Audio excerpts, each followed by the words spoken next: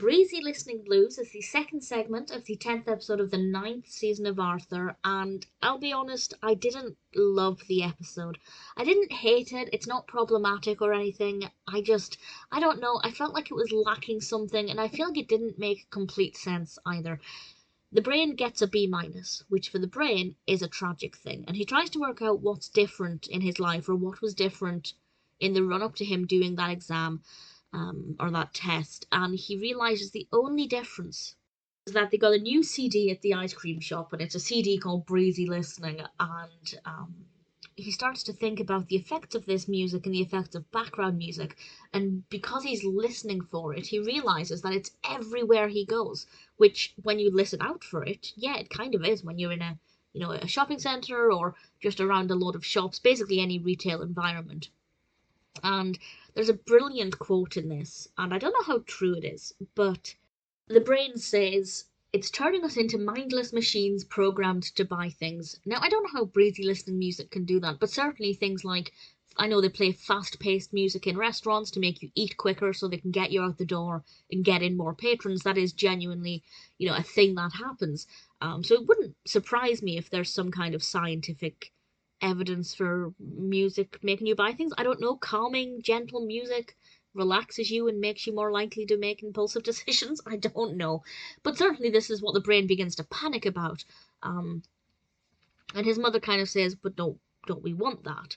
And the brain quite honestly says, "We don't want to trick people into buying it," which I thought was a really, really sweet thing to say. And I guess if you're a business owner, you do have that kind of moral compass of, I need to sell things to make money, so I need to convince people to buy things. But at the same time, I don't want to trick them. Because a lot of advertising and, tricks like fast music and things, it is designed to manipulate the consumer. And where do you draw the line?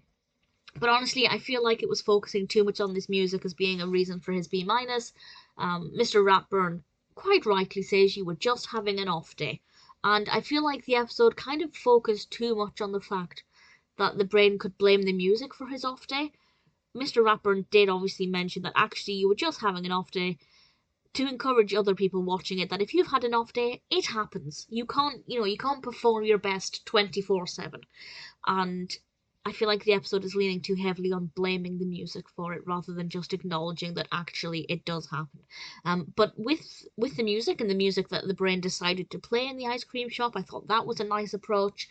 Everybody wanted to have their own music playing, and that was quite a unexpected level in the episode that I hadn't predicted. So that was quite nice. And I think it worked out alright, various things I wasn't pleased with and I didn't love, but ultimately when the episode finished I thought, it wasn't too bad, it wasn't the worst. There are very few episodes of Arthur that I don't like. Most of the ones I don't like are the ones through the perspective of Kate and Pal. They're not for me. But this one, it's not perfect, I don't love the focus that much, but it's certainly very thought-provoking and not too bad.